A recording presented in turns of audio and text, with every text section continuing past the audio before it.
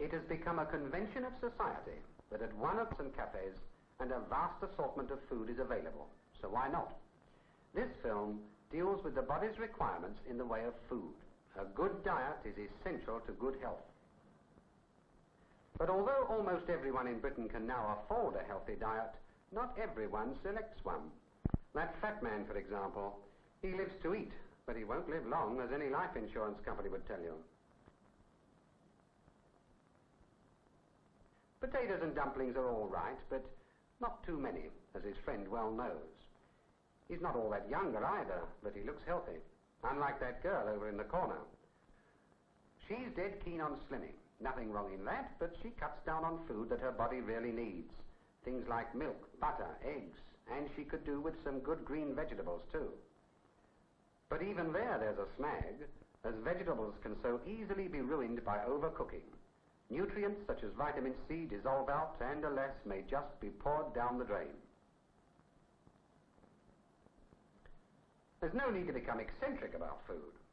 This man, incidentally, takes no chances with his vitamin C and eats half an ounce of parsley a day. Good luck to him. His diet of health foods is all right, but it isn't half as good as an ordinary simple meal like this one. What exactly do our bodies require from the food we eat? And how are these requirements met in a well-balanced diet? Well, to begin with, we need a supply of energy to enable us to perform the muscular movements we make in the normal course of living. Just as a factory requires a source of energy to drive the various machines it uses.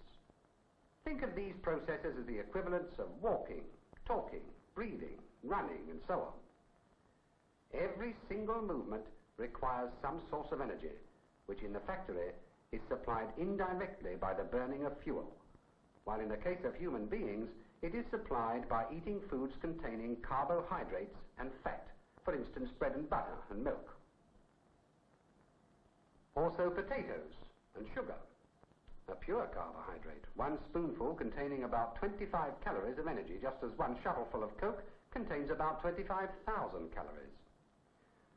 Now, some of the heat in the furnace can also be used in another way, to raise the temperature of the factory, to keep it warm. Carbohydrates and fats keep our bodies warm in the same way. Some of the energy they contain isn't immediately used, but stored in the body as fat, as a reserve of energy, just as the factory keeps a small pile of Coke as a reserve. It would be ridiculous to keep an enormous reserve like this, as it'd just get in the way. But this is exactly what fat people do, and the excess of fat they carry makes their bodies less efficient. Now let's go back to our factory. Oh, what's this? Timber? Yes, factory. The building itself has to be maintained, and wood is required for replacing old doors, window frames, floorboards, and so on. In much the same way, food containing protein is used to replace the fabric of the body, which is continually wearing out. On this plate, the bodybuilding protein comes from meat and egg, if he can get it. Yes, egg. But the analogy goes even further. How about that short corner of wood which he's cutting off now? That can't possibly be used for building. All these short ends, however, can be burnt, and so they, like the Coke, can be used up to provide energy or give heat. In the same way, the proteins in our food may supplement the carbohydrates and fats to provide energy and to keep us warm, though their main purpose is to replace the worn-out fabric of the body and promote growth. Foods containing protein are meat, eggs, peas, and cheese. But there is also one food, milk, which contains every essential nutrient, not only proteins, carbohydrates, and fats, but dozens of other things as well, which the body requires only in small amounts. They are like the various odds and ends kept in the factory stores. Typewriters, for example, also paint, string, electric light bulbs, dusters, and the like. The food equivalents might be said to be calcium, iron, iodine, sodium, and so on, known as the mineral elements. Calcium helps to harden the bones and teeth, for example, and milk, of course, isn't the only source. Meat and eggs contain iron for the blood. Sodium, chiefly from the skin of the body. Iodine is found chiefly in fish, but is contained in most vegetables. To sum up, The whole body requires food in bulk for energy, warmth, growth, and so on. But certain organs require small quantities of special minerals, just as the factory requires small things like typewriters and paper in the office, and paint in a machine shop, not to mention electric light bulbs. But we've forgotten one thing: oil. Without oil, the whole organization would ultimately come to a standstill. Only a little is needed, but that little is vital to keep the wheels turning. Parallel, perhaps, in terms of food, are the vitamins. Not that they lubricate, but they are essential to health. Without them, the body just won't work. Children need a little extra vitamin D to make the most of the bone-building calcium in their diet. But adults get all the vitamins they need from normal food. Cheese, for example, is a good source of some, and fruit and vegetables of others. Taking extra vitamins for ordinary people is as pointless as over-lubricating a piece of machinery.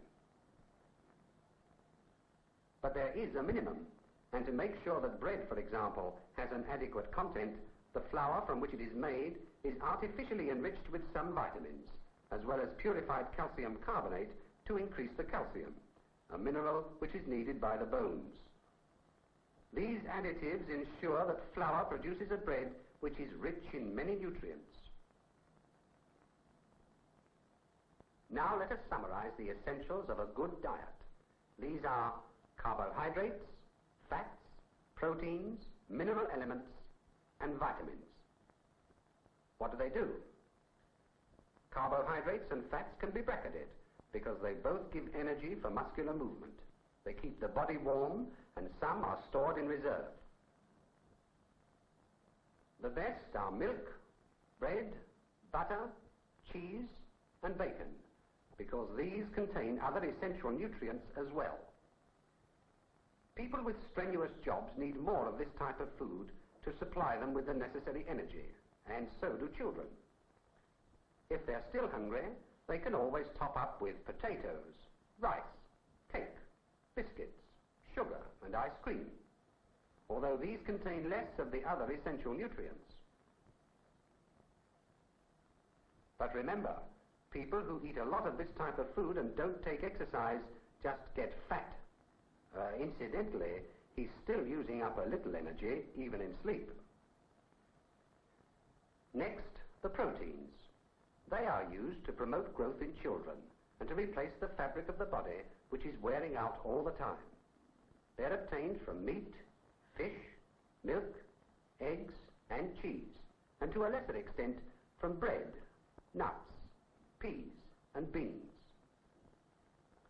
Small quantities of a variety of mineral elements are required by some organs of the body. The most important are sodium from salt, calcium from bread and milk, iron from eggs, and iodine from fish.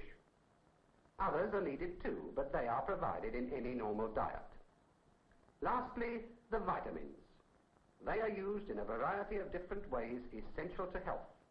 The most important sources are meat, milk, butter, fruit, and vegetables. A good diet need cost no more than a bad one. It should be as varied as possible, and it should be enjoyed. But three important foods tend to get neglected in Britain today: milk, fruit, and vegetables. Not only does a good diet promote good health, it helps to maintain it too, as it enables the body to resist disease. This applies to everyone. Everyone.